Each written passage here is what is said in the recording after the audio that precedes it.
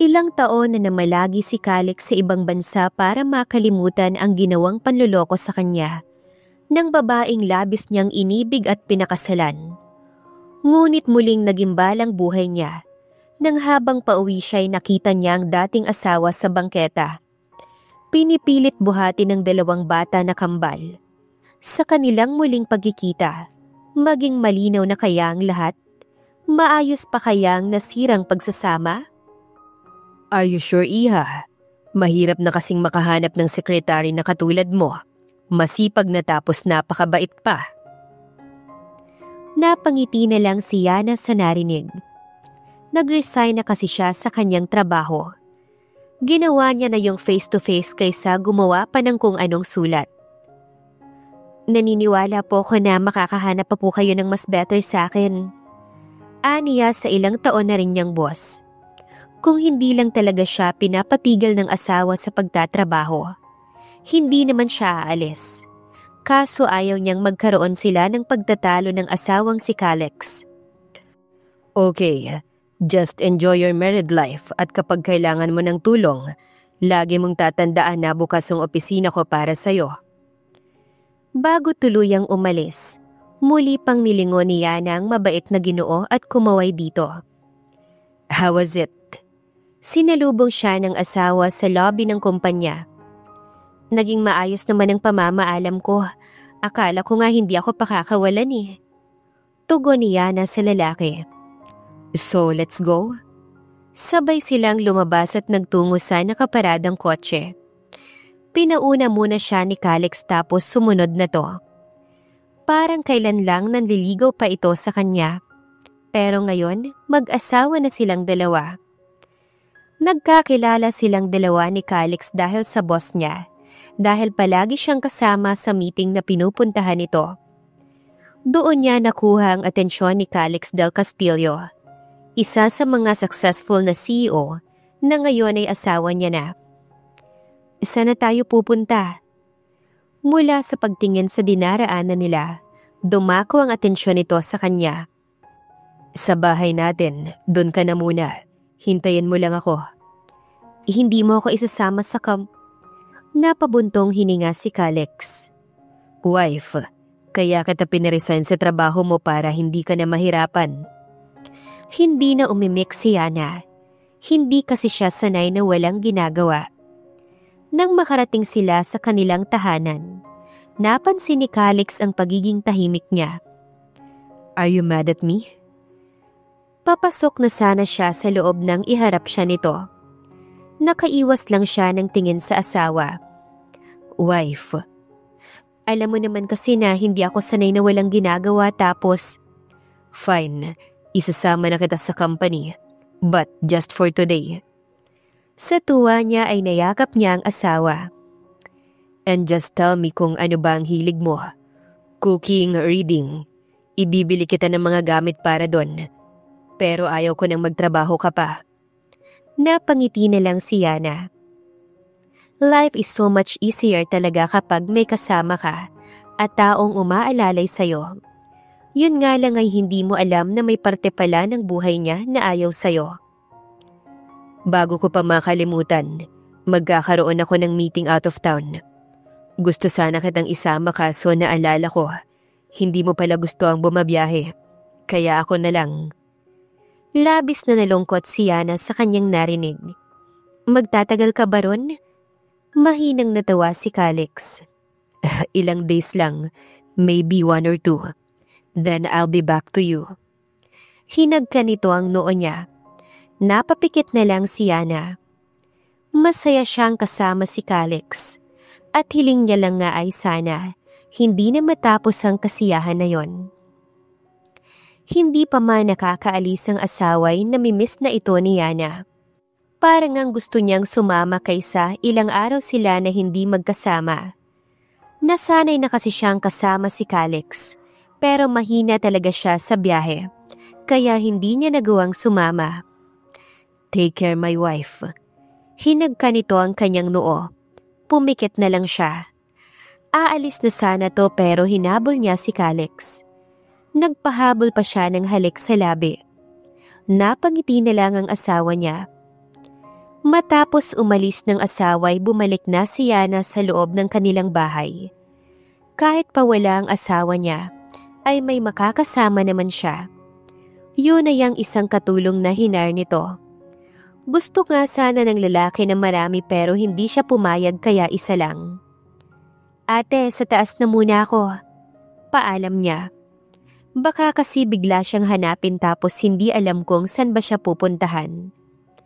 Hindi pa man nakakapanatili ng matagal si Yana sa loob ng silid nila ni Calix, ay may kumatok na.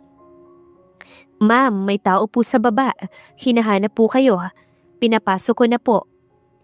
Mabilis siyang lumabas ng silid. Baka mamaya'y inapala ng asawa niya. Nakakahiya naman kung kanyang paghihintayin. Hindi na naituloy niya nang sasabihin nang makita kung sino ang bisita. Si George, ang best friend niya nung college, na bigla na lang nawala na parang bula. Ang hindi niya lang maintindihan ay kung paano nito nalaman kung saan siya nakatira ngayon. Yana. Walang pag-aatubili na lumapit ito upang siya yakapin. At dahil may asawa siya ay malakas niyang itinulak ang lalaki. Namiss kita, Yana. Tuwang-tuwa ito pero hindi man lang siya nakaramdam ng kaunting saya. Anong ginagawa mo rito? Paano mo nalaman na dito ako nakatira? Inilibot nito ang tingin sa paligid pagkatapos ay tumawa na lang. Hindi na mahalaga yon. Ang mahalaga, nagkita ulit tayo. Nakakatuwa, ang ganda-ganda mo pa rin. Kung asawa niyang magsasabi sa kanya nun, matutuwa pa siya pero dahil ibang lalaki, iba ang kanyang pakiramdam. George, may asawa na ako at itong tinitirhan ko ngayon ay bahay naming dalawa. Nawala ang ngiti sa labi ng lalaki. Kaya, patanong nitong sabi, hindi magandang tignan nandito ka. Siloso ba ang asawa mo? Hindi na sumagot pa si Yana. Hindi kasi ako komportable. Pag-amin niya na. Ganun ba? Sige, aalis na ako. Pero walang halong biro. Masaya ko na makita ka ulit, Yana. Peking ngiti na lang ang ibinigay niya kay George. Dahil naiinis siya sa lalaki, ay pinahatid niya na lamang ito kay Ate Wilma. Buong maghapon ay nasa isip pa rin ni Yana ang pagbisita ng dati niyang best friend. Gusto niya sanang sabihin na sa asawa, pero hindi naman ito online. At hindi pa rin nagre-reply sa text na pinadala niya. Kaya sabi niya sa sarili bukas niya na lang sasabihin. Baka busy ang asawa niya at ayaw niya itong maistorbo. Kinabukasan ay tumawag na kay Yana ang asawa. Ilang oras daw ang meeting nito kahapon. Tapos pagdating sa tinutuluyang hotel, ay pagod na pagod ito kaya nagpahinga na. Hindi na nakita pa ang text niya. Han, meron. Hindi pa niya natatapos ang sasabihin ngunit nagpaalam ito na kailangan ng patayin ng tawag dahil magsisimula na ang meeting. Napabuntong hininga na lang siya. Ma'am, nasa baba po ang kaibigan niyo. Yun ang bungad ni Ate Wilma paglabas niya ng silid. Sumunod na lang siya sa kasambahay na pababa rin. George, sabi niya na lang sa lalaki. Yana, babalik din ako sa ibang bansa. Sadyang vacation ko lang kaya nandito ako para sa'yo.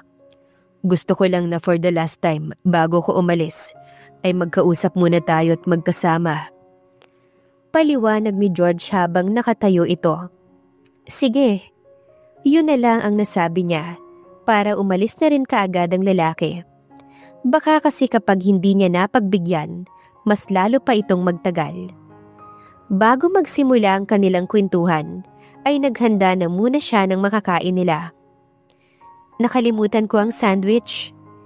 Iniwan na muna ni Yana ang ginawang juice para gumawa ng sandwich para sa kanilang dalawa ni George. Pagbalik ni Yana ay maayos pa rin ang upo ng kaibigan. Matyagang naghihintay sa kanyang pagbabalik. So, kamusta ka? Hindi mo na ba namimiss ang mga magulang mo?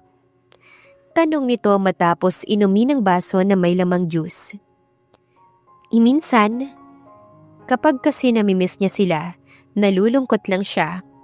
Ayaw niyang malungkot. Ayaw niyang isipin ni Calix na hindi siya masaya sa pagsasama nila.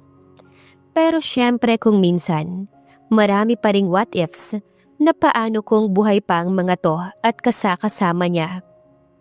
Ikaw ang mga magulang mo. Nadala ko na sila sa US. Proud nitong sabi. Mabait ba ang asawa mo? Siya ang pinaka-perfect na lalaking nakilala ko. Wala na akong mahihiling pa, George. Tugon niya sa lalaking napatango na lang. At dahil nakaramdam na ng uhaw, ay uminom na si Yana sa kanyang baso. Then, I am happy for you, Yana. Ngumiti si George. Matapos ang ilang minuto, kukuha pa sana siya ng juice dahil meron pa naman na inilagay niya lang sa ref. Kaso lang ay biglang nakaramdam ng hilo si Yana. Hey, are you okay?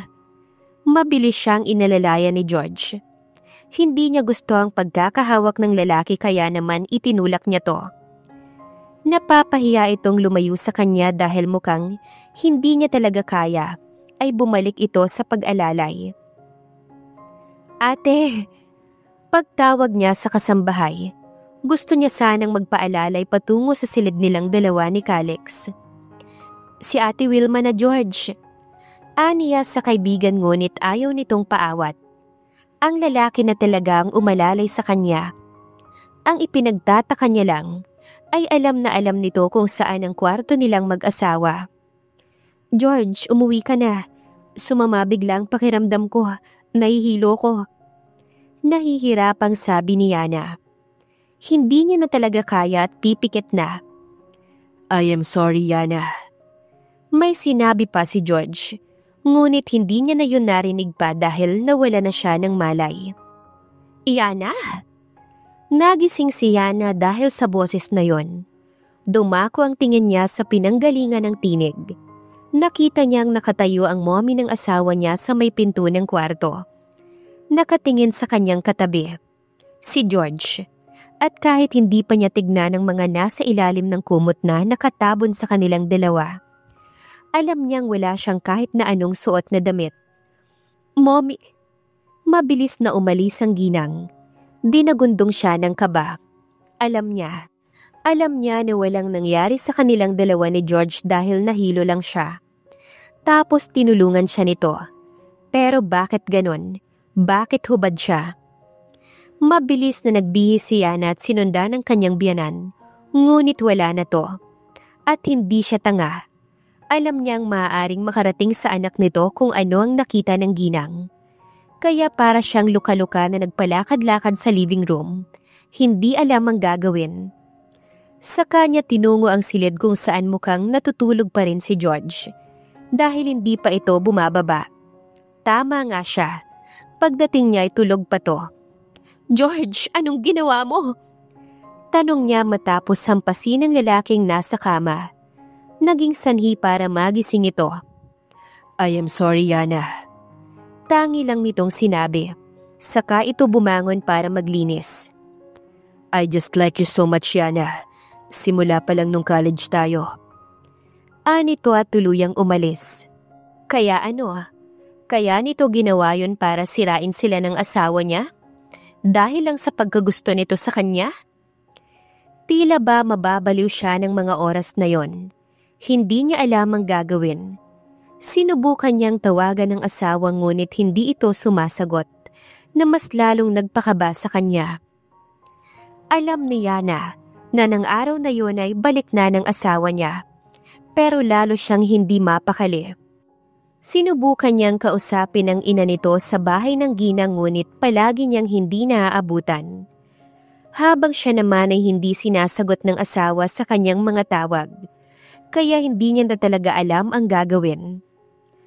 Han!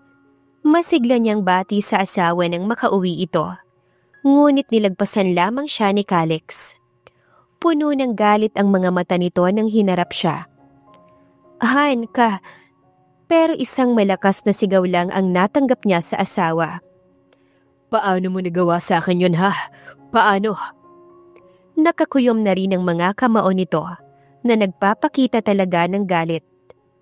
Sinabi sa akin ni Mommy kung ano ang nakita niya. Lalaki Yana, sa kwarto pa talaga natin. Napalunok na lamang siya dahil doon lang ulit siya tinawag ng asawa sa kanyang pangalan. Calix, it's just a misunderstanding. Walang nangyari sa amin. Walang nangyari sa aming dalawa. Believe me, nahilo lang ako tapos tinulungan niya ako. Pero nagising ako na, katabi ko na siya. Hindi ko alam. Hindi ko alam kung bakit kami hubad. Paliwanag niya sa asawa. May luha nang pumapatak sa kanyang mga mata. Don't tell me, son, na paniniwalaan mo ang babaeng yan kaysa sa akin na mommy mo na nakita ang pangyayari. Biglang dumating ang mommy ni Calix na nakisali kaagad sa usapan. Mom, huwag mo akong matawag-tawag na mommy dahil hindi naman kita anak. Galit na sigaw ng ginang sa kanya. Napapikit na lang si Yana. Wala po akong ginagawang masama. Magkaibigan lang kami ni George. Walang namamagitan sa amin. Hindi ko magagawang lokohin ang asawa ko. Paliwanag niya. Kaya pala pangalawang punta niya yon pagkatapos umalis ng anak ko. Sagot naman ng ginang. Hindi ba? Tanong nito sa nag-iisang katulong na kagagaling lang sa kusina. Opo, tumango ito. At anong ginagawa nila kapag dumarating dito ang lalaki na yon? Ang tagal po nilang mag-usap at naglalambingan. Hindi ito makatingin, kaya batid ni Yana na nagsisinungaling ito sa kanya. At baka may nagsabi lang dito na sabihin yon. Hindi totoo yan. Sabihin niyong totoo, Ate Wilma. Nung unang punta ni George ay pinaalis ko siya dahil hindi nga ako komportable. Nung pangalawa, tinawag ko kayo nung nahilo ko pero wala kayo. Pagtatanggol niya sa sarili. Hindi totoo yun, Calix. Pangungumbinsi niya sa asawa pero puno ng sakit siya nitong tinignan. Napakabuti ng pakikitungo ko sa'yo, Iha. Pero gaganituhin mo lang ang anak ko? Lolokohin mo siya? Napailing pa ang ginang. Halos maglumuhod si Yana sa harap ng asawa para paniwalaan lang siya. Yana. Nang biglang dumating si George, walang sinayang na oras si Calix. Lumapit ito sa lalaki at pinaulanan ng suntok si George na hindi naman lumaban. Dumako ang tingin ni Yana sa mommy ni Calix na may ngiti sa labi. Ayaw niyang isipin na may kinalaman ng ginang sa nangyayari. Ngunit sa nakikita niya ay tila meron. Papatayin kita. Kung hindi pa ito inawat ng ina, ay hindi titigil si Calix na halos makapatay na sa sobrang galit na nararamdaman. Yana, tara na. Aya sa kanya ni George na lumapit na sa kanya. George, ano ba tong ginagawa mo? Sinisira mo kami ng asawa ko. Bakit? Bakit mo nagawa yun? Walang nangyari sa atin, di ba? Sabihin mo sa asawa ko na walang nangyari sa atin. Ngunit hindi gumana yon sa lalaki. Yana, ano bang sinasabi mo? Ako ang mahal mo, hindi ba? Tayo nang magkasama at magkakilala noon pa man. Pinakasalan mo lang ang lalaking yan dahil sa pera niya, hindi ba? Pero hindi ko pala kaya. Hindi ko kayang makita kang kasal sa iba. Kitang-kita ni Yana kung paano napakuyom ng sobrang kamao ni Calix. Tignan mo, anak, ang lalaki na mismo ng asawa mo ang nagsasabi kung ano talaga sila. She's not better for you. Maling babae ang pinakasalan mo. Nakabuti pa ang saglit mong pagkawala. Umiling siya. Calix, hindi totoo ang sinabi niya. Hindi totoo. Mahal kita. Alam mo yon, mahal kita. Ikaw lang ang lalaking minahal ko. Sinubukan niyang lapitan si Calix ngunit itinulak siya ng mommy nito. Nahinayaan lang ng lalaki. Wala man lang itong naging kahit na anong reaksyon. Calix! Pagtawag niya sa pangalan ng asawa. Ngunit imbes na paniwalaan siya, itinayo siya nito at saka inilabas ng bahay nila. Sunod nitong inilabas si George, habang ito at ang mommy niya ay nanatili sa loob. Magsama kayong dalawa ng lalaki mo. Magsama kayo. Anito at tinalikuran na sila. Akmang susundan niya pa sana to pero pinigilan siya ni George. Wala kang laban sa ina niya, Yana. Doon niya na pagtanto na ang lahat ng may kinalaman nga ang mommy ni Calix sa nangyayari. Pilit siyang isinasama ni George paalis ngunit ayaw niyang sumama. Kaya naubusan na ng pasensya ang lalaki at umalis itong mag-isa. Iniwan siya mag-isa sa labas ng mansyon. Hindi nawala ng pag-asa si Yana. Baka galit lang ang asawa niya kapag wala na yon. Makakapag-usap na sila ng maayos. Kaya hindi siya umalis sa labas hanggang sa inumaga na at doon na rin natulog sa labas. "Ma'am." Nagising si Yana dahil sa boses na yon. Mabilis siyang napabangon. Ang kasambahay pala na si Wilma. Puno ng awa ang tingin nito sa kanya. "Ate, si Calix. Kailangan naming mag-usap." Sinubukan niyang pumasok sa loob ngunit hinarangan siya nito. "Wala na po si Sir Calix sa loob. Pinapaayos na lang po sa akin tong bahay." Mas lalo siyang nanghina sa nalaman. "Ano ho ba kasi yung sinabi niyo? Alam niyo namang hindi yun totoo, hindi ba? Alam niyo ate, hindi yun totoo. Bakit kayo nagsinungaling? Bakit niyo ako diniin? Magkano ang binayad sa inyo ng ina ng asawa ko?" Hindi ito makatingin sa kanya, kaya halatang guilty. Muli rin siya nitong iniwan sa labas. Wala doon ang asawa niya para kay Yana. Wala ring saysay kung mananatili pa siya ron. Kaya agad siyang nagtungo kung saan ito nakatira nung hindi pa sila mag-asawang dalawa. Ang mansyon ng mga Del Castillo. Mabuti na lang at may pera siya. "Ma'am, hindi po kayo pwede dito, kaya umalis na po kayo." Saad ng guard, na dati-rati ay agad siyang pinapapasok. Siguro nga ganun talaga. Pawang kaplastikan lang at pagbabalat kayo ang pinakita sa kanya ni Alondra Castillo, na ina ng kanyang asawa. "Kuya, pasabi po sa asawa ko, nandito po ako." Hinang-hina niyang sabi. Wala na rin kasi siyang tigil sa pag-iyak, kaya naubusan na rin ng boses.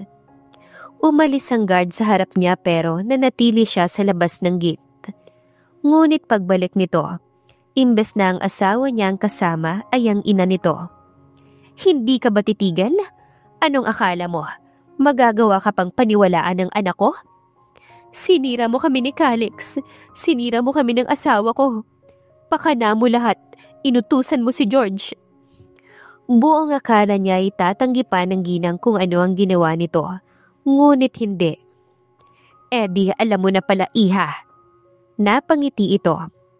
"Oo, ginawa ko yon. Dahil ayaw ko naman talaga sa'yo. Pero kailangan kong magpanggap dahil ayaw kong mawala sa akin ang aking anak." Proud na sabi pa ng ginang. "Napakawalang hiya ninyo." Tumawa lang ito ng malakas. "Sad to say, wala ka nang magagawa, iha. Sapat na ang mga ebidensya. Manloloko kang babae. Hindi ka marunong makontento sa isa. At yun ang tumatakbo sa isip ng anak ko ngayon." Nakuyom niya ng kamao niya. "Ano, lalaban ka?" Nangahamon na tinig nito.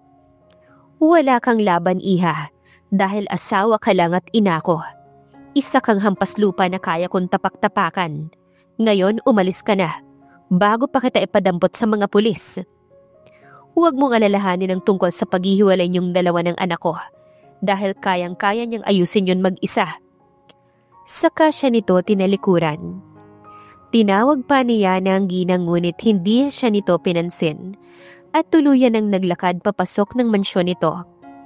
Naiwan siyang palakad-lakad sa labas ng gate, hindi alam ang gagawin. Sunod niyang pinuntahan ang kumpanya ng asawa, ngunit maski sang gardon ay hindi siya pinapasok. Tinaboy siya at pinaalis na parang hindi siya kilala. Walang choice siya na kundi bumalik sa dati niyang tinirahan dahil wala naman siyang ibang mapupuntahan. Doon niya naabutan si George na naghihintay. "Yana." Nang makalapit, agad niya itong pinagbabayo ng suntok na tinanggap lang ng lalaki. Hinayaan din itong umiyak siya sa dibdib nito. "Sorry, Yana." "Sorry? May magagawa bang sorry mo?" Galit niyang tanong sa lalaki. Kailangan kong gawin yun, Yana. May sakit ang nanay ko at kailangan niya ng operasyon. Hindi totoong sa ibang bansa ako nagtatrabaho. Sa probinsya lang, nandun ang nanay ko. Wala sila sa ibang bansa. Kailangan ko ang pera, Yana, kaya ko nagawa yun. Paliwanag nito. Hayop ka! Pinagkatiwalaan kita! Sigaw niya habang nakaduro sa lalaki. Ngunit imbes na patulan siya, ay may inabot ito na sobra sa kanya na sigurado siyang naglalaman ng pera. Hindi ko kailangan yan. Ibinalik niya yon at hinampas pa sa dibdib ng lalaki. Kinuha naman ito yon. Wala itong ingay at umalis at iniwan siya sa labas ng kanyang apartment. Wala pa ring tigil sa pag-iiyak. Napapasabunot din sa buhok dahil para na siyang mababaliw. Saglit pang pumasok si Yana sa kanyang apartment at doon tinuloy ang kanyang pag-iyak. Kung pwede lang sana na panaginip lang lahat ng yon, ngunit hindi. Pero bakit? Bakit siya pa ang kailangang makaranas nun? Bago nga lang siya sumasaya pero binawi rin kaagad. Hindi nawala ng pag-asa si Yana. Ilang araw siyang nagpabalik-balik sa company ni Calix. Ngunit walang Calix na humarap sa kanya. Hanggang sa narinig niya na lang ang mga empleyado na tutungo raw sa ibang bansa ang boss nila. Kaya agad siyang nagtungo sa mansyon kung saan naroon ang asawa niya at ang mommy nito. Bago yon, nakailang balik din siya doon ngunit wala talagang humarap. Kuya, wala na po rito si Sir Calix. Kanina pa po umalis. At sigurado ngayon, lula na po siya ng eroplano. Labis na panghihina ang naramdaman niya sa nalaman. Mula sa mansyon ay naglakad siya palayo na para bang wala sa kanyang sarili at hindi alam kung saan ba tutungo. Finally, you wake up. Nagising siya na may doktor sa tabi niya at nasa loob siya ng isang puting silid. Kaagad siyang kinabahan dahil baka kung anong gagawin sa kanya. Sino kayo? Anong ginagawa ko rito? Natatakot niyang tanong. Ma'am, may nagdala sa inyo rito. Nawalan daw kasi kayo ng malay sa may kalsada. Since they are caring citizen, they brought you here. Paliwanag nito sa kanya. Sa narinig ay kumalma na siya. But congratulations, ma'am. You're 1 month pregnant. Gulat ang bumalatay sa mata ni Yana dahil sa nalaman. Buntis siya. Pero hindi niya agad nalaman dahil wala pa naman siyang sintomas na nararamdaman. Pero baka isa na doon ang pagiging emosyonal niya lately. Doc, aalis na po ko. Aniya tumayo na dahil wala naman siyang ipapambayad kung magtatagal pa siya ron. Okay ka lang ba? Tanong ng ginang at asawa nito na nagdala sa kanya sa ospital. Paglabas niya kasi ng ospital ron, ay ito ang bumungad sa kanya. Salamat po. Sabi niya na lang at nilagpasan na ang dalawa. Buntis siya. Buntis na pala siya tapos hindi siya maingat sa katawan. Sa kabila ng stress na nararamdaman niya this past few days, ay malakas pa rin ang kapit ng baby. Pero ang ama nito, wala na dahil tuluyan na siyang iniwan. Pagbalik ni Yana sa apartment na kanyang tinutuluyan, ay may ibinigay sa kanyang may-ari noon na pera. Galing daw kay George. At dahil buntis siya at may isa pa siyang kailangan na buhayin, ay tinanggap niya na yon. Kabubukas niya pa lang ng TV, nang isang balita kaagad ang kumuha ng kanyang pansin. Ang tungkol kay Calix at ang pag-alis nito sa bansa. Kasama na ron ang dahilan at yun ay ang panluloko niya. Kahit pa hindi sinabi kung sino ang source, ay alam niya na ang kanyang mother-in-law. O matatawag niya pa bang mother-in-law kung wala na ring visa kaagad ang kasal nila ni Calix. Gustong maiyak ni Yana ngunit alam niyang makakasama yun sa kanyang anak. Kaya ikinalma niya ang sarili. Sa ngayon, ang sanggol na kanyang dinadala ang kailangan niyang isipin. Bukod doon ay wala ng iba pa. Kailangan niyang maging matatag para sa kanyang magiging anak Hindi siya po pwedeng maging mahina. Samantala si Calix ay gabi-gabing napapanaginipan ng dating asawa na umiiyak. Paulit-ulit na nagpapaliwanag sa kanya na hindi siya nito niloko, na mahal siya nito, na hindi niya maintindihan kung bakit nangyayari sa kanya. Dahil dapat si Yana at ang lalaki nito ang dapat na makonsensya at hindi siya na walang ginagawang masama. Damet. Napagpasyahan niyang uminom muna ng wine, ngunit si Yana na naman ang kanyang naalala. Naibato niya ang hawak na baso sa sobrang inis. Gusto niya nang makalimutan si Yana at ang panlulokong ginawa nito sa kanya.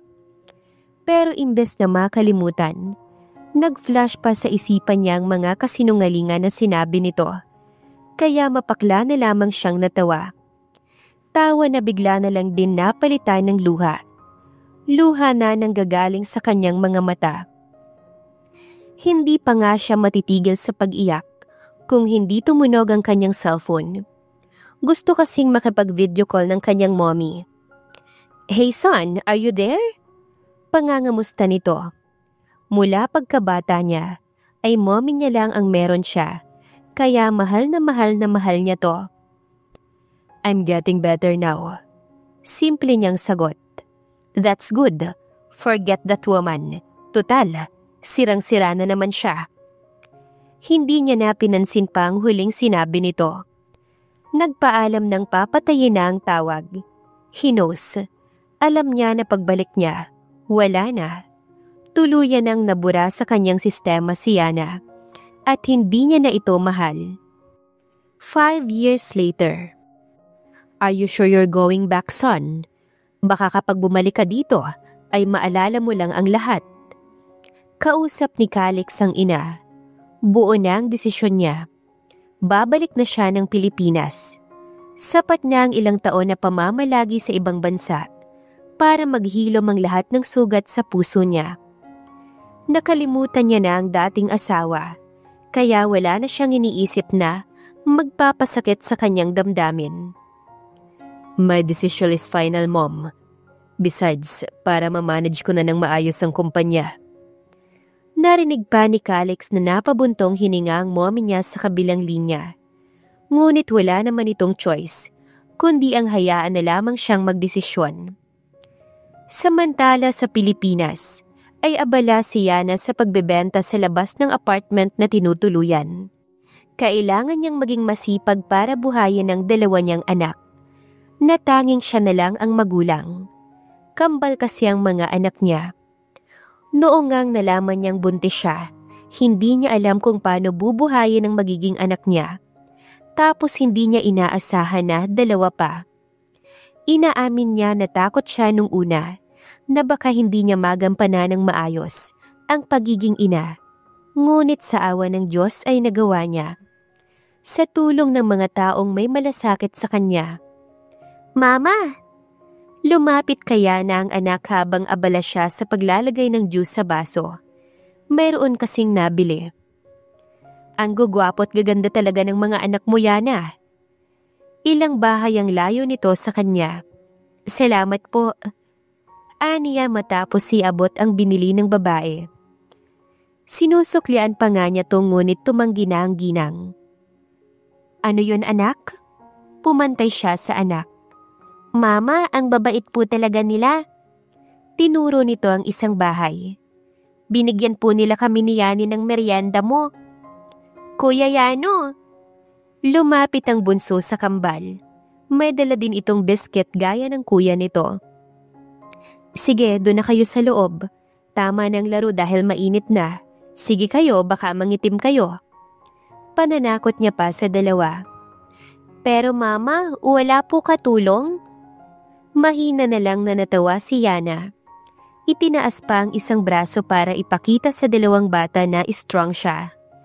"Strong si mama kaya ko." Nagtinginan ng kambal. "Okay po, mama." Bago tuluyang pumasok sa loob ng bahay, ay humalik muna ang kambal sa pisngi niya. Kahit na medyo pawis siya. Wala yun sa mga bata. Ewan ko, ba't nagbebenta pa tong isang to? Iyang papangit naman ang lasa ng ulam na tinda niya. Ngunit hindi talaga maiiwasan ng mga taong walang magawa at panira ng buhay. Dumadayo lang talaga to kahit na nasa kabilang kalsada pa nakatira para lang manglait. Bibili ka ba? Kasi kung hindi umalis ka na lang at yang kasama mo. Matapang niyang sabi rito. Naubusan ng pasensya ang babae kaya tinulak nito ang mesa na pinaglalagyan ng mga tindang ulam ni Yana. O ano, nagmamayabang ka pa? Hindi ba may asawa ka ng mayaman dito? Pero dahil sa kakatihan mo ay naghiwalay kayo. Tapos dito sa barangay na to pinagsisiksikan mo ang sarili mo? Tumingin pa to sa kaibigan na nakitawa naman. Ngunit hindi nagpaapekto si Yana. Mabuti na lang at kaunti na lang ang natirang ulam. Kasi kung hindi ay baka, ingudgod niya pa ang mukha ng babae sa lupa. O paano, dyan ka na ha? Gusto niyang humabol at sabunutan ng babae. Kaso hindi naman po pwede. Baka kasi maging sanhi pa yon para mapasama siya. Balita niya kasi malakas sa barangay ang babae. Kaya kung sino-sino ang inaaway. Yana! Isang concern na kapitbahay ang lumapit. Tinulungan siya nito. Ang Vera talaga na yun. Palibhasa kamag-anak ang kapitan. Kaya gano'n na lang katapang. Napailing pa to. Oh, heto. Nag-abot ang ginang ng pera. Sayang din ang mga natapon. Dagdag pa nito. Huwag na lang po. Sabay iling niya pa. Hindi iha, tanggapin mo na. Inabot pa rin ang pera. Inilagay sa kanyang kamay. Napilitan na lang siya na natanggapin yon. Matapos magbenta ng ulam sa umaga, ay merienda naman ang tinda niya sa hapon. Ganon siguro talaga kapag grabe ang pangangailangan sa pera. Hindi ka mapapagod dahil kapag ginawa mo yon. Paano na ang mga pangsusunod na araw? Masaya siyang nagbebenta sa mga suki niya ng hapon na yon, nang dumating ang may-ari ng apartment. Nasa na ang bayad mo sa buwan na to, Yana? Nakaramdam ng hiya si Yana sa mga bumibili. Nagsimulang magbulungan sa kanilang narinig. Pwede ho. Hay nako, hindi na pwede sa akin yung pagdadahilan mo.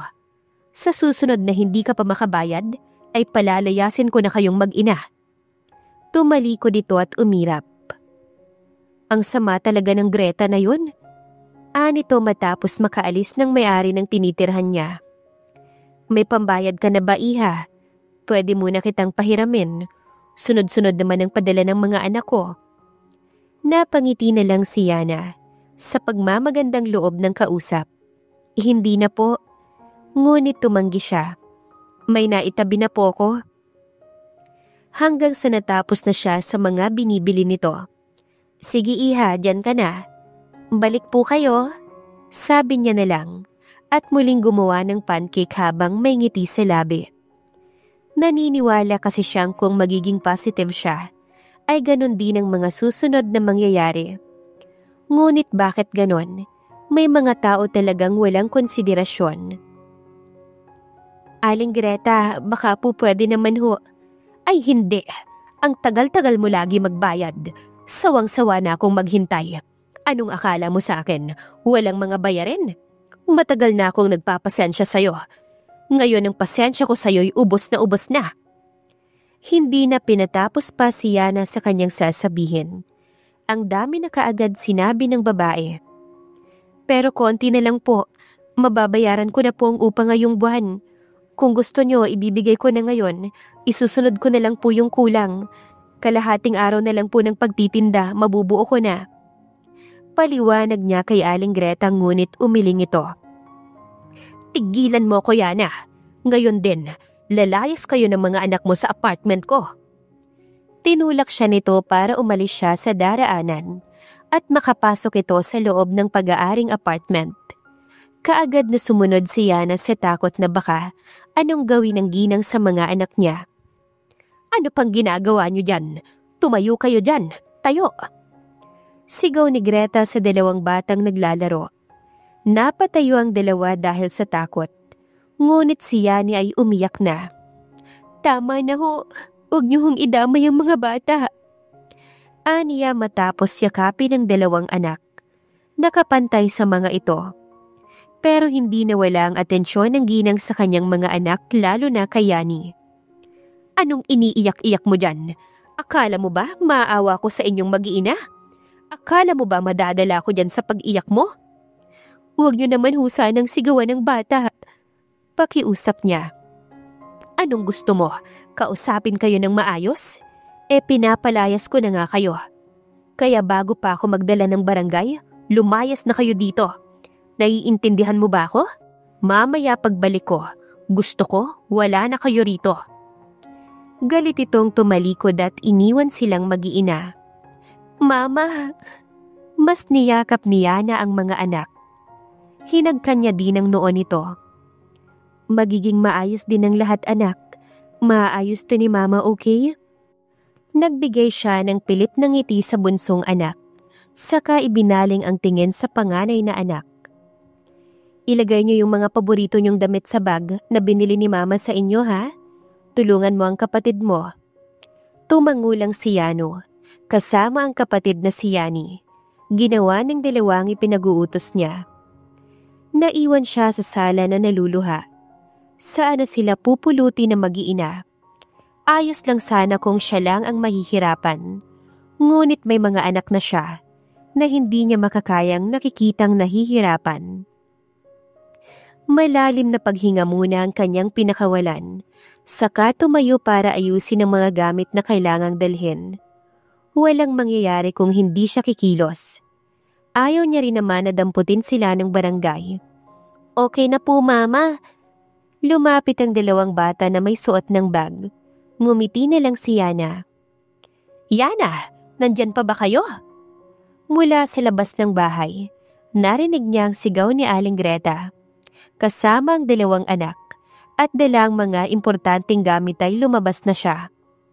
Abat, nandito pa nga. Kasama ni Greta si Vera, yung nang-away sa kanya nung nakaraang araw. Siya ho bang titira dito? Ngumisi si Vera. Hindi ako pero ang kaibigan ko. Pinapacheck sa akin. Nagtingin na nito at si Greta. Di ba, Aling Greta? Oo naman, Vera. Ngumiti pa ito sa babae ngunit nang binalik sa kanyang tingin, dumilim ulit ang muka. Ngayon, maghanap na kayong mag-iina ng may-ari ng apartment na magtsatsaga sa inyo. Sana lang ay hindi kayo makarma sa ginagawa niyong to. Hindi alam ni Yana kung ba't niya yon sinabi. Basta na lang lumabas sa kanyang bibig. Anong sabi mo? Ngunit hindi na siya sumagot pa. Isinama niya na paalis ang kambal dala ang kanilang mga gamit. Parang gusto pa nga siyang habulin ni Greta. Mabuti na lang at napigilan ito ni Vera. Wala naman daw mapapala kung papatulan pa siya. Mama, saan po tayo pupunta? Tanong ni Yani habang naglalakad-lakad na sila. Maghahanap tayo ng bago nating matitirhan. Ang mga nadaraanan nila ay nakatingin. Sakto namang ang mga nagmamalasakit sa kanila ay wala sa mga bahay. Pero mabuti na rin yun para hindi na madamay pa sa gulo ng kanilang buhay. Paano po kung wala? Huwag kang mag-isip ng ganyan, Yani. Makakahanap tayo, si Mama pa. Ngumiti si Yana sa anak. Okay kuya, okay mama. Ang tugon ni Yani. Nagpatuloy lang silang mag-iina sa paglalakad. Baka kasi may madaanan sila na pwede. Samantala si Calix ay kakagaling lang sa airport. It's good to be back in the Philippines. Mabuti na lang at may inutusan ng mommy niya na magsusundo sa kanya. Kaya naman hindi na siya mahihirapan pa. Ang atensyon niya ay nakatuon lang sa dinaraanan. Nakakamiss din kasi ang itsura ng kapaligiran sa bansang kanyang nilisan at ngayon ay binalikan. Kawawa naman, mukhang mag-iinang pinalayas. Napapailing na sabi ng driver. Napatingin siya sa may bangketa. Doon niya nakita ang isang babaeng tila ba gustong buhati ng dalawang anak. Ang isa pa ay lalaki kaya tiyak na mahihirapan ito. Ngunit nang mag-angat ito ng muka, Laking gulat niya nang makilala ang babae. Si Yana, ang dati niyang asawa. Pumarada ka muna sa isang tabi. Utos ni Calix sa driver, na nagtaka man ay sumunod pa rin sa kanyang utos. Saka siya bumaba para lapitan at makumpirma kung tama ba ang nakita niya. Yana? Pagtawag niya sa babae, lumingon ito. Nagulat na lang din ito nang makilala siya. Calix? Baka sa boses nito ang kung anong emosyon. Ang isa sa mga anak lang ang buhat nito. May dala pang bagang bata. Habang may dalawa ding bag na nakalapag. Kaya mapaghahalataan talaga na lumayas o pinalayas. Mamang gwapo, pwede niyo po ba kaming tulungan? Lakas loob na tanong ni Yano kay Calix. Baka kasi may alam ang mamang ito na malilipatan nila. Nakita niya kasing nahihirapan na ang mama niya sa kakalakad. Pati si Yani na nagpabuhat na nga sa mama nila. Gusto nga rin siyang buhati ng mama niya. Ngunit ayaw niya namang mas mahirapan pa to. Anak, tara na. Okay mama, baba na po ko. Big girl na po ko eh. Nagpababa si Yani. Humarap din ito kay Calix. Hello po. Nag-hello ito kay Calix na hindi alam kung bakit bigla na lamang siyang napatitig sa bata. Nasaan ang lalaking yon? Malamig na tanong kay Yana. Pero ang batang babae ang sumagot. Wala daw po ang papa namin, sabi ni mama. Hindi po alam ni mama kung nasaan. Paliwanag nito. Sige, aalis na kami. Ani Yana. Ngunit hindi ito hinayaan ni Calix. At saan kayo pupunta? May mapupuntahan ba kayo? Napuno ng pagtataka si Yana. Hindi ba dapat ay galit sa kanya ang lalaki dahil sa ginawa niya noon? Pero hindi siya makapaniwala sa nangyayari. Kausap niya to at kasama pa ang kambal nilang anak. Naaawa ko sa mga anak mo. Sumama kayo sa akin. May alam ako na pwede niyong tirhan. Tara na mama, sama na tayo sa kanya. Na-excite na sabi ni Yani. Kaya si Yana ay mas lalong hindi makapaniwala sa nangyayari. Lalo na nang tumulong pa si Calix sa pagdadala ng mga gamit. Ipinasok nito yon sa nakaparadang sasakyan kung saan naroon na rin ang kambal. Hindi ako sa iyo naaawa, sa mga bata lang. Tara na. Sumunod siya sa lalaki. Sa loob ng sasakyan, tabi-tabi silang mag-iina habang si Calix ay nasa may unahan sa tabi ng driver. Sir, saan po tayo? Tanong ng driver kay Calix.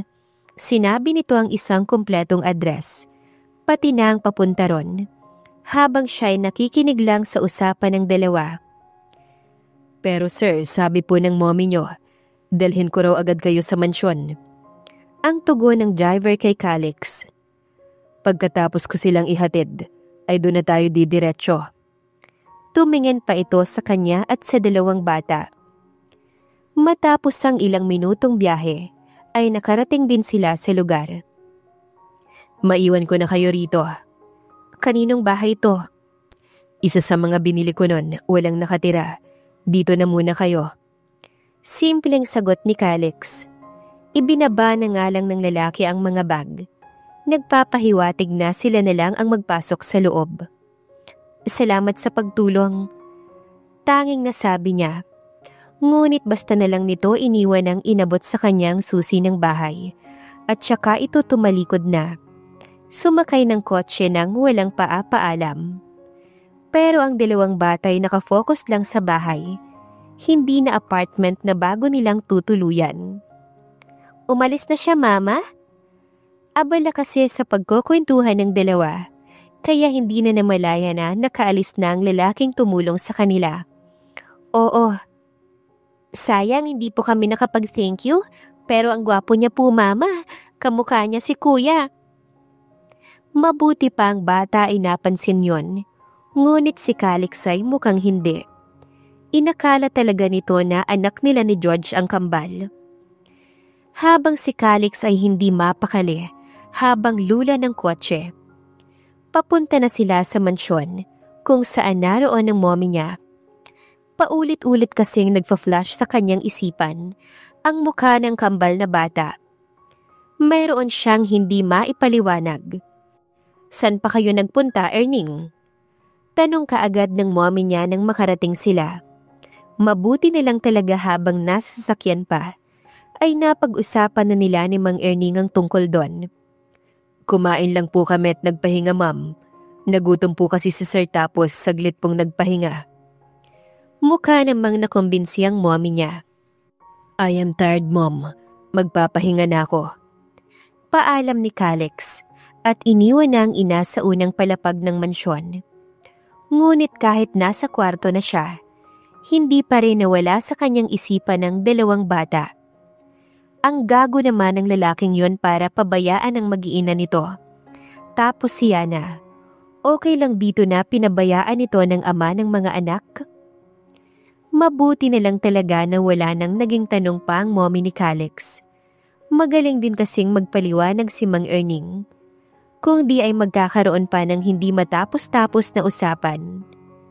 Nang araw na yon na nasa kumpanya na siya, masaya ang kanyang mga empleyado na nasa bansa na siya. Hindi yung palagi na lang siyang sa screen nakikita. Ganon din naman siya.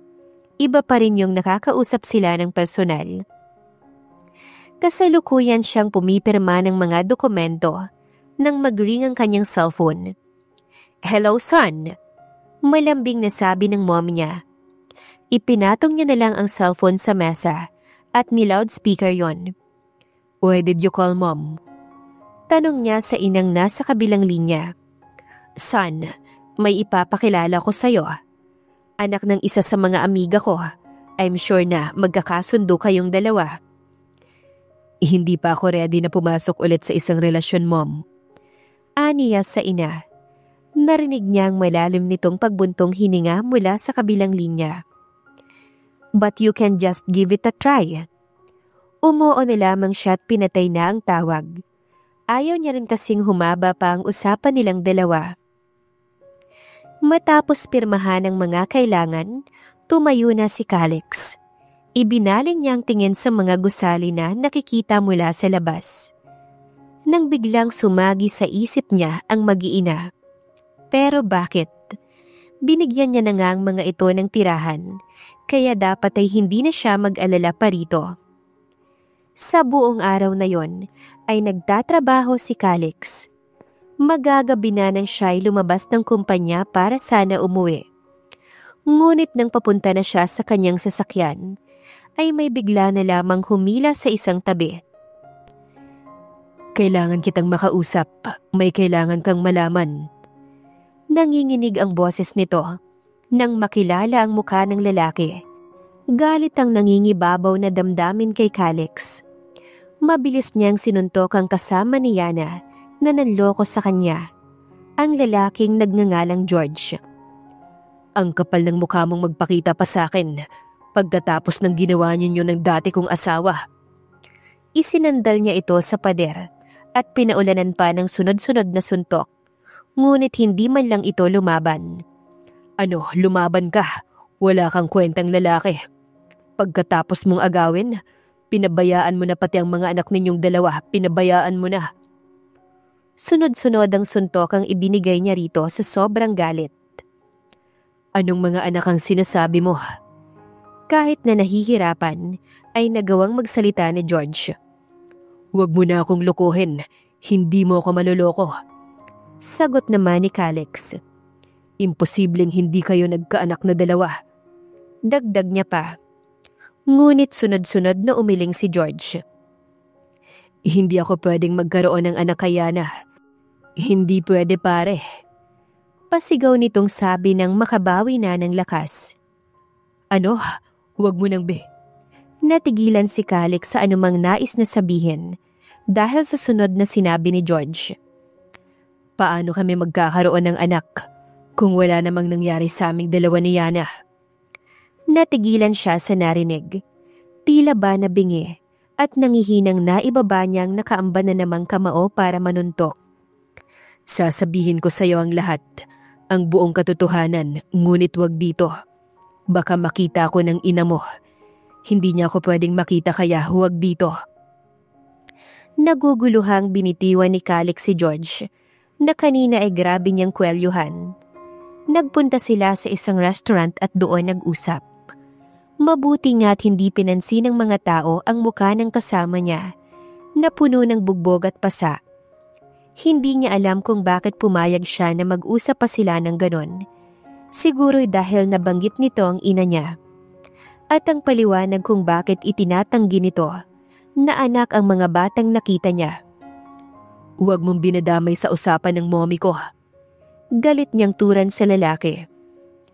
Bakit hindi? Kung siyang dahilan kung bakit nangyayari ang lahat ng to. Napatayo si Calix sa sobrang galit. Kinwelyuhan niya rin si George, kaya napatingin sa kanya ang mga tao. Anong sinasabi mo? Galit na galit pa rin. Siya ang sumira ng pagsasama ninyong dalawa ni Yana. Ginamit niya ako para magawa yon, para sirain kayong dalawa ng kaibigan ko. Hinanap niya ako para matulungan siya sa plano niya, para masira kayong dalawa ng asawa mo. Pinlano niya ang lahat. Walang nangyari sa aming dalawa ni Yana. Hinubaran ko lang siya at tumabi sa kanya. Wala kaming relasyon. Naging mabuti siya sa aming huling pagkikita. At pagsulpot ko pero tinraidor ko siya para sa pera. Tinraidor ko ang kaibigan ko. Bigla na lamang siyang nanghina at naupo sa upuan dahil sa narinig. Nagawa kong sumunod sa nanay mo dahil kailangan ko ng pera. May sakit ang nanay ko, kailangan ng operasyon. At malaking halagang inoffer niya sa akin. Kaya ako ginawa ang pinag-uutos niya. Kahit ikakasakit ni Yana, kahit ikakasira niya sa'yo at ng buhay niya. Pero hindi na ako pinapatulog ng konsensya ko. At nung isang taon lang, nawala rin ang nanay ko. May tumulong luha sa mga mata nito, kaya alam niyang nagsasabi ng totoo ang lalaki. Hindi makapagsalita si Calix. Hindi makapaniwala sa kanyang mga narinig. Kung ayaw mong maniwala, may ebidensya ako. Ipinakita nito sa kanyang text messages nito at ng mommy niya. Labis na panghihina ang kanyang nararamdaman na hindi man lang nagawang hawakan ng maayos ang cellphone. Pero sa lahat ng to, si Yana ang naghirap. Siya ang labis na nasaktan. At kung magkakaroon man siya ng anak, sa'yo yun pare. Kung may mahal man siya at gustong makasama, ikaw yun pare. Mahal na mahal ka ng asawa mo. Matapos aminin ang lahat, saka ito tumayo at umalis. Habang siya'y naiwan na hindi maproseso, ang lahat hanggang sa namalayan niya na lang na may tumulo ng mga luha mula sa kanyang mga mata. Namalayan na lang ni Calix na nasa labas na siya ng bahay, na pinagdalhan niya sa mag-iina.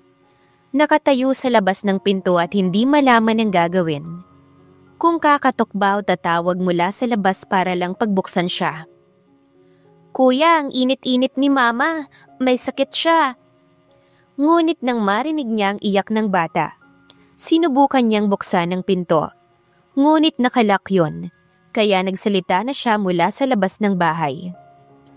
Mga bata, buksan niyo tong pinto. Si Mamang gwapo to, yung tumulong sa inyo. Mabuti na lang talaga't natandaan niya yung tawag ng isa sa magkapatid sa kanya. Maya-maya'y bumukas na ang pinto. Mamang gwapo!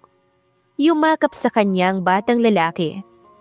Umiiyak po ang kakambal ko kasi may sakit po si Mama. Okay naman po siya kanina pero bigla na lang po siya nang hina. Nasa kwarto po siya. Uminom na po siya ng gamot kanina, pero nahihirapan po siya kahit tulog. Hindi po namin alam ang gagawin. Natataranta ng sabi ng batang si Yano. Kaagad na tinungo ni Calix ang sinasabing kwarto. Doon niya nakita si Yana na nakapikit. Ngunit makikita rin sa babae na tila nahihirapan ito. May sinasabi rin ngunit hindi niya naman maintindihan kung ano ba yon. Sinipat niya ang noon ito at doon niya nalaman na mataas ang lagnat ng babae. Habang pinagmamasdan si Yana, nakabantay lang ang dalawang bata sa kanya. Ngunit bakit ngayon niya lang napansin na magkamukha ang dalawa? At ang kamukha nila ay siya. Dumagundong ang dibdib ni Calix dahil sa realization na yon. lalo na nang mapokus ang atensyon niya sa batang lalaki. Dinala niya rin muna sa sala ang mga to. Bakit po? Pakiasikaso na po ng mama namin. Hindi po kasi namin alam ang gagawin eh. Si mama po kasi laging nag-aalaga sa amin dahil wala ang papa namin. Ano pala ang mga pangalan niyo? Halos magkanda-utal-utal pa si Calix. Dahil sa kakaiba niyang nararamdaman ng mga oras na yon. Ramdam na ramdam niya ang koneksyon niya sa mga bata.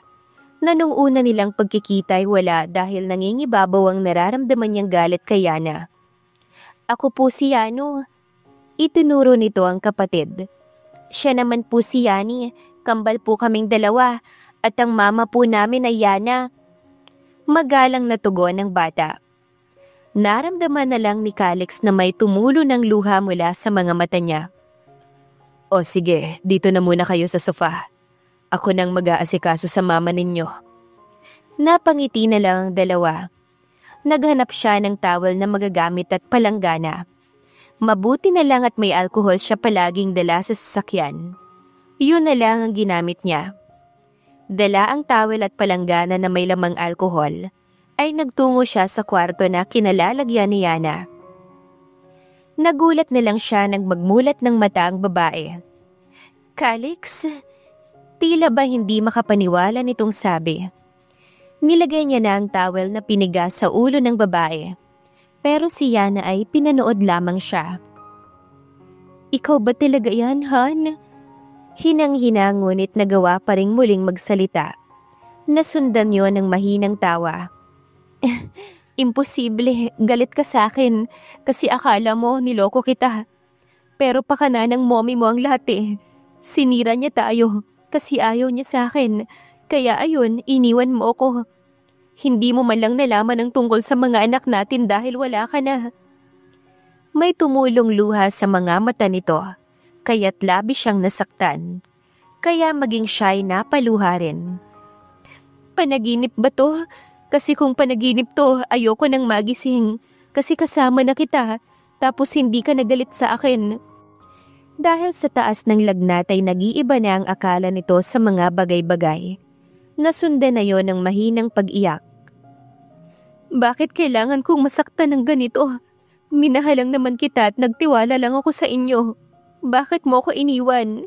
Bakit basta ka nalang naniwala sa mommy mo?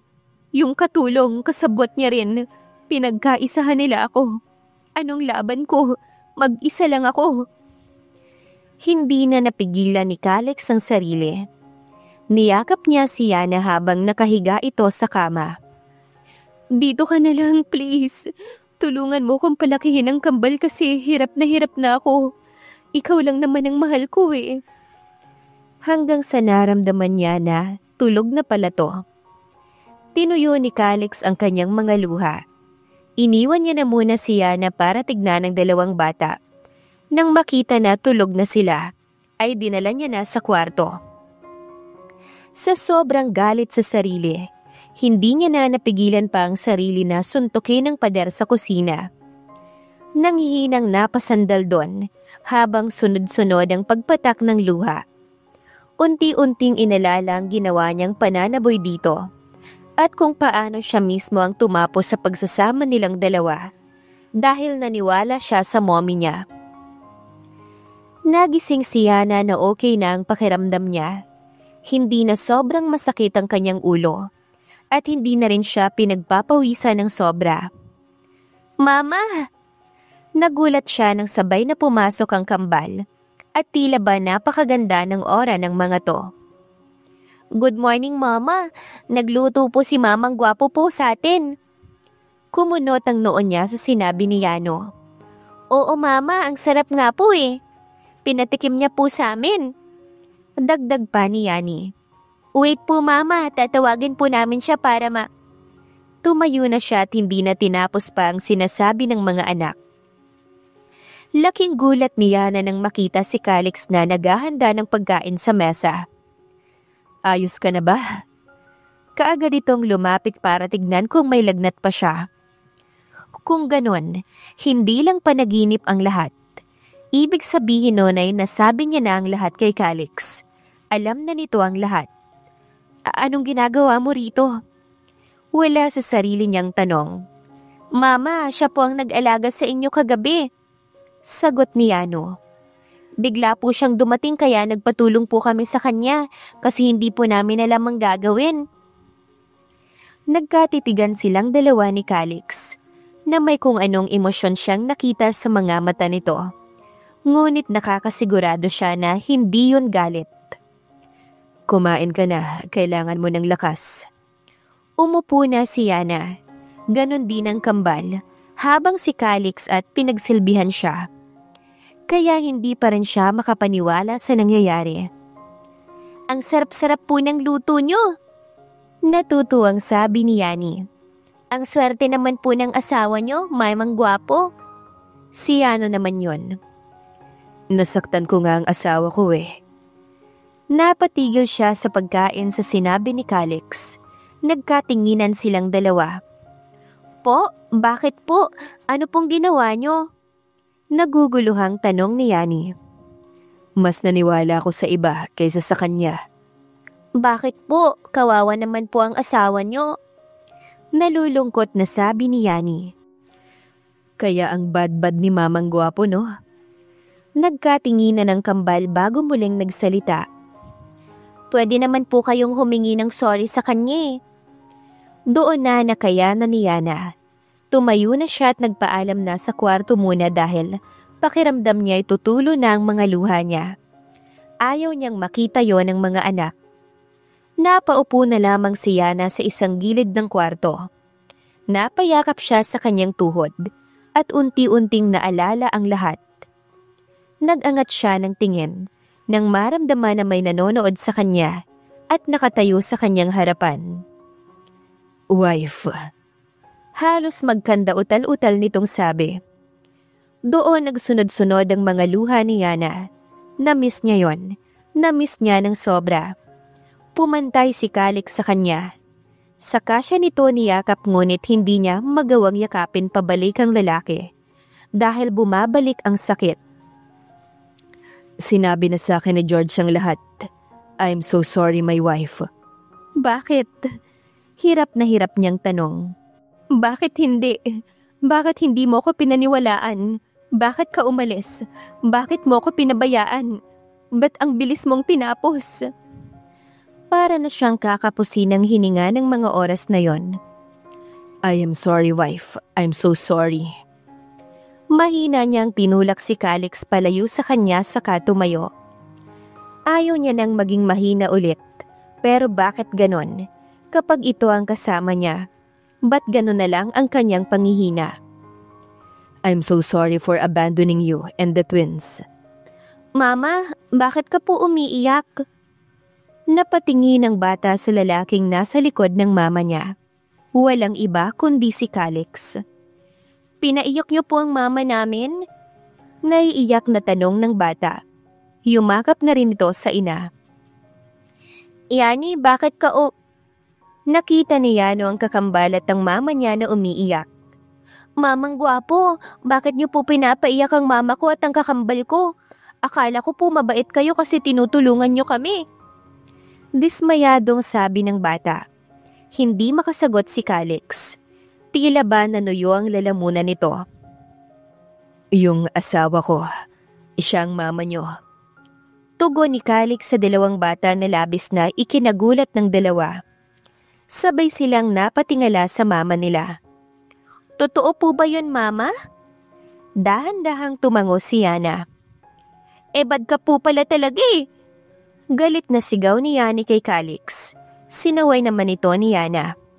Anak, bad yan. Papa niyo siya ni Kuya Yano. Ngunit umiling ang batang si Yani. Ayaw ko na sa kanya, mama. Pinaiyak ka niya. Ibig sabihin nun, hindi ka niya love.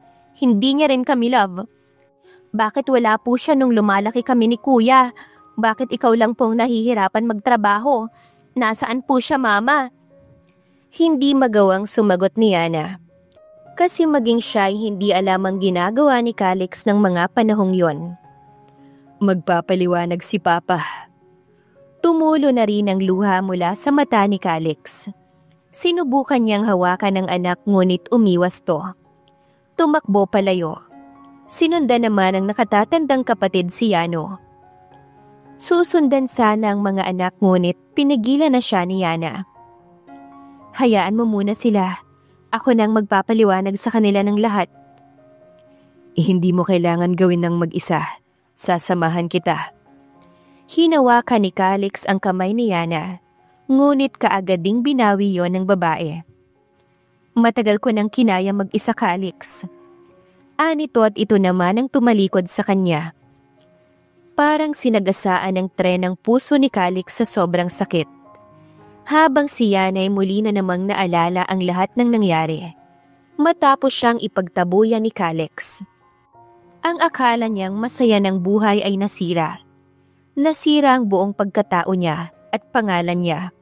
Kaya hindi naman siguro siya masisisi nito, no? Alam niya sa sarili na mahal niya ang lalaki. Ngunit ang sakit, masakit pa rin. Dahil hindi biro ang lahat ng naranasan niya. Kinabukasan nagulat na lang si Calix nang lumapit ang kambal sa kanya. Sabi ni Mama, mag-sorry daw po kami ni Kuya Yano sa inyo, kaya sorry po.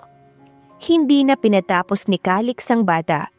Basta na lamang niya itong niyakap. Habang ang nakatatanda nitong kapatid ay nakatingin lang, kaya kinailangan niya pang tawagin. Pwede ka bang mayakap ni Papa? Dahan-dahan itong naglakad papalapit sa kanya at nagpayakap naman. Napangiti na lang si Calix. Ngunit nawala ang ngiti na yon nang lumabas si Yana mula sa kwarto na magaang mga mata.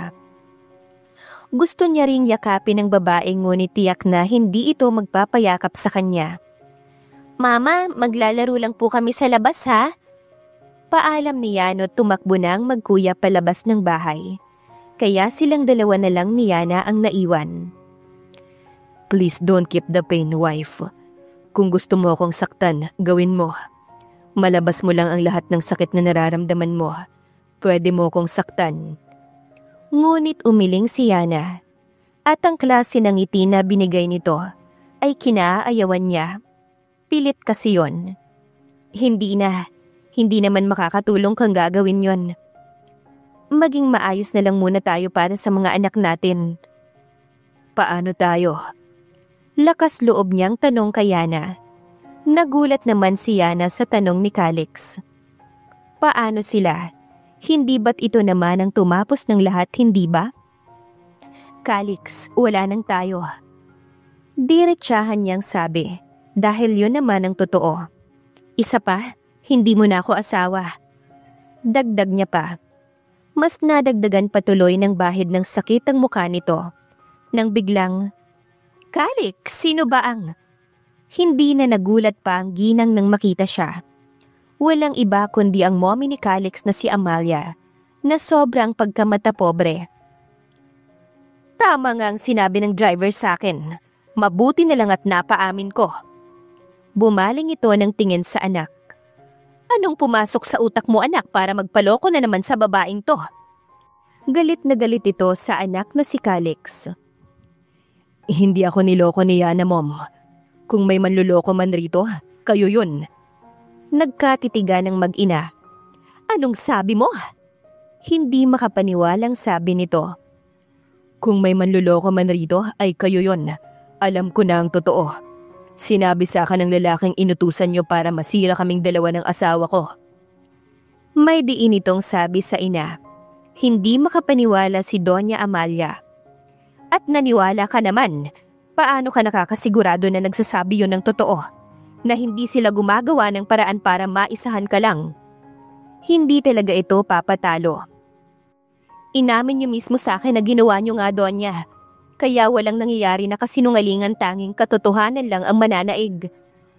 Masamang tinignan ni Yana ang ginang. Matapang ka na ngayon Dahil alam mong may kakampi ka na? Oo, Ma'am. Dapat siyang maging matapang dahil ako ang kakampi ng asawa ko.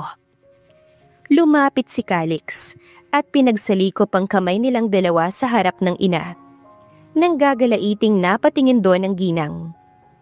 Subukan niya lang nasirain kami ulit. tuluyan kayong mawawala ng anak. Umawang na lang ang labi ng ginang at hindi nakapagsalita. Bigla na lang din itong nag-walk out, kaya muli silang naiwan na dalawa. Naiwan si Yana na hindi makapaniwala na kinampihan siya ni Calix, na hindi nito nagawa nun. Sa sobrang sayang nararamdaman niya, ay nayakap niya ang lalaki na ginantihan naman ito. Nang makabawi ay napalayo siya, pero ang ngiti nito ay naiwan sa labi. Kinahapunan ay narinig na lang niya na may kausap ang lalaki sa phone. Medyo nagtaka pa nga siya sa kung sino ba ang kausap nito. What do you mean? Ibig sabihin, kasal pa kami ng asawa ko? Bakas ang saya sa boses nito. Ni-loudspeaker nito biglang sipi para siguro mas marinig niya ng maayos. Yes sir. Namatay kasi si attorney bago niya pa maisaayos ang tungkol sa annulment nyo. Habang nakikinig ay napalingon si Calix kaya nakita siya nito. Imbes na ipagpatuloy ang pakikipag-usap ay lumapit ito sa kanya. May gusto ka ba? Is there something wrong? Nag-aalala nitong tanong. Ngunit imbes na sagutin yon, yumakap lamang siya kay Calix. Sa kanya inilabas ang lahat-lahat. Shh! Stop crying, wife. Baka makita ka ng mga anak natin. Magagalit sila sa akin. And don't worry about mom. Hindi niya na magagawa pa kung ano man ang nagawa niya nun. Hindi na ako magiging tanga ulit. Anito habang hinahalik-halika ng tuktok ng ulo niya. Nang tumigil na siya sa pag-iyak ay nagkatitigan silang dalawa. Can I kiss you? Tanong nito at humihingi ng permiso. Pero hindi na rin naman kayang pigilan ang sarili dahil hahagka na sana siya nito pero... Mama! Papa! Narinig niya na lang ang sigaw ng kambal. Nangihinayang na napalayo si Calix sa kanya. Mama! Papa! Bakit nagbobonding kayo nang hindi kami kasama? Tila ba may tampong sabi. Kaya ang ginawa ni Calix ay sabay nilang binuhat ang dalawang anak. Saka na group hug. Yay! May papa't mama na kami. Hindi na mahihirapan si mama. Ang batang si Yani habang sayang-saya ito ganon din ang kakambal na si Yano. Kaya silang dalawa ni Calix ay nagkatingin na lang at napangiti. Mas tamang gumawa siya ng masasayang alaala ngayon kaysa alalahanin ng masakit na nakaraan dahil ang mahalaga ay kasalukuyan at yun ang pinaniniwalaan ni Yana. Umagang-umaga ay nagkakagulo sa barangay Maligaya. Hinuhuli kasi ng mga pulis ang dalawa sa mga residente doon na si Vera, ganon din si Aling Greta. Isa sa mga residente ang nakakita na sa mismong apartment kung saan pinalaya si Yana. Gumagamit ng ipinagbabawal na gamot ang dalawang babae. Naunang nahuli ang mga kasamahan ng dalawa. Karama na nila yan. Grabe kong mang-ape. Hindi makatingin ang dalawa sa mga tao na pinagkukwentuhan sila. Hanggang sa ipinasok na sila ng mga pulis sa police car. Nang makaalis ang mga pulis, ay nakahinga na ng maluwagang mga tao. Ang dalawa kasi, ang pinakamasama ang ugali doon. Biglang sumagi sa kanilang isipan si Yana. Kamusta na kaya ito at ang kambal? Namimiss na rin nilang mag-iina. Samantala si Yana ay hindi makapaniwala sa kanyang napapanood. Hinuli daw ng mga pulis si Vera at Aling Greta dahil sa drugs. What's wrong? Tumabi si Calix at tinignan nito kung ano ba ang kanyang pinapanood dahil sa masyado siyang abala. Nang makita'y parang hindi naman ito nagulat, pero nasundan ng tanong. Sino sila? Huwag mo na silang intindihin. Tumayo si Yana para lapitan ang kambal, habang si Calix ay pinagmamasdan lang ang mag-iina niya. Oo, may kinalaman siya sa pagkakahuli sa dalawang babae. Pinaalam niya lang naman ang lahat ng baho nila, nang sa ganon ay maturuan ng leksyon sa ginawang pang-aapi kay Yana. Salamat sa kambal niyang anak na nagkwento. Nakangiti lang si Calix nang biglang mag-ring ang kanyang cellphone. Kaya kanya na muna iyong sinagot. Sir, sinugod po sa ospital ang mami niyo, sir. Natatarantang sabi ng kasambahay. Kahit na masama ang loob niya sa ina ay ina niya pa rin to. May problema ba? Tanong ni Yana. Sumama kayo sa akin. Magbibihis pa sana ang kambal ngunit ang sabi niya ay wag na. Agad silang nagtungo sa ospital kung saan dinala ang mommy niya. Sinong nandito, Calix? Litong tanong ni Yana habang mabilis ang kanilang lakad. Ang mommy. Simple niyang sagot. Natahimik to. Naiintindihan niya naman ang babae, lalo na kung hindi nito kaagad mapapatawad ang mommy niya. Nasaan siya? Tanong niya sa katulong na nakasalubong. Agad sila nitong iginiya sa hospital room kung saan naroon ang ginang. Sabi po ng doktor, maayos na raw ho ang kalagayan niya. Araw-araw po siyang umiiyak, sir, simula nung hindi kayo umuwi. Hanggang sa umabot po kanina na inatake siya. Son? Napatingin si Calix sa inang gising na. Sunod na dumako ang tingin nito kay Yana at sa kambal. Aalis din kami kaagad, Mom.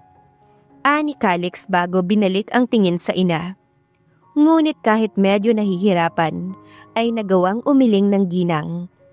Huwag kayong aalis. Tumingin ito kay Yana. Yana, iha.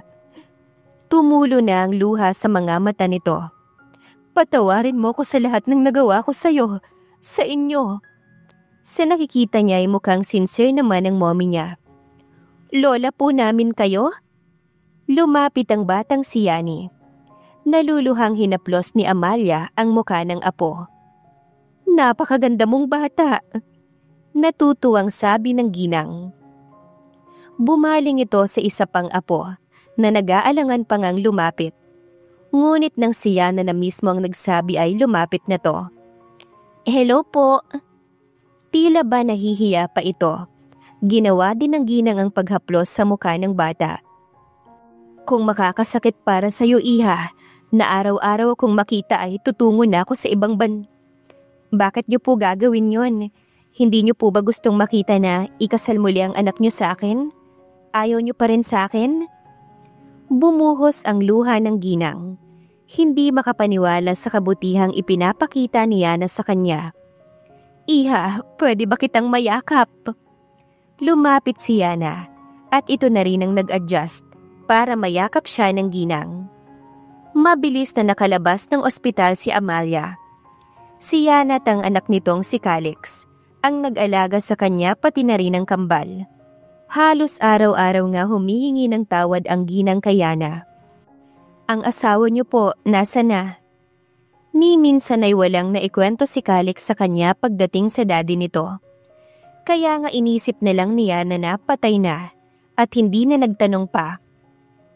Iniwan niya kami para sa ibang babae, ngunit matagal na rin siyang nawala.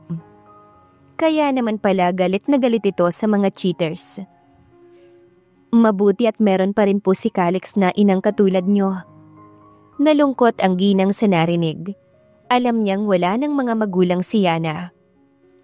Ako na lang ang magsisilbing ina mo, iha. Napangiti na lang si Yana sa narinig. Nang makita ni Calix na nag-uusap ang dalawa na umiiyak. Niloko pa nito ang ina kung anong ginawa sa asawa niya. Ngunit tumawa lang ang dalawang babae. Sunod pang lumapit ang kambal na nakisali rin. Isang araw nagulat na lang si Yana. Nang pag-uwi niya ay nandoon sa mansyon ng Del Castillo, ang kanyang mga kakilala. Ang mga naging mabuti niyang kapitbahay sa Barangay Maligaya. Pati na rin ang mga business partners ni Calix, maging ang dati niyang boss. At si George na luluhod pa sana para humingi ng tawad. Ngunit pinigilan niya. At sa harap nila'y lumuhod si Calix upang muling mag-propose. Mag-yes ka po, mama! Sigaw ni Yani. Yes, mama! Si Yano naman yon. Hindi dahil sa kambal pero dahil gusto niya. Kaya naman kaagad siyang nag-yes. Palakpakan ang kanilang narinig. Matapos yun ay nagpa-interview ang mommy ni Calix. At doon ito inamin ang lahat ng ginawa para lang malinis ang kanyang pangalan. Kung saan nalinawan na ang lahat ng tao. May mga nagalit kay Doña Amalia ngunit normal naman yon. dahil sa ginawa talaga nito. Ngunit ang iba ay inisip na lang na ang mahalaga ay ayos na sila ngayon, kung saan masaya na silang namumuhay bilang pamilya. Araw-araw ngang bumabawi ang mommy ni Calix sa kanya at masaya siya sa naging pagbabago nito dahil maging sa mga apo, the best ito. Hinayaan din ito na bumukod sila at doon manirahan sa dati nilang bahay na gagawa nila ng mga bagong memories para makalimutan ang painful ones. Hiramin ko na muna ang mga apo ko. Kumindat pa ang ginang sa anak. Nang tignan niya na si Calix, ngiting-ngiti naman ang lalaki. Paano ba yan, Mrs. Del Castillo? Si Calix habang malagkit ang tingin sa kanya. Susundan na ba ang kambal? Biro niya naman pabalik. At dahil alam niya na ang sunod na mangyayari ay tumakbo na siya patungo sa itaas, kung saan natatawa silang naghabula na mag-asawa. Siya si Yana Cruz Del Castillo, ang nag-iisang mahal at asawa ni Calix Del Castillo. And this is the end of her painful but full of love story.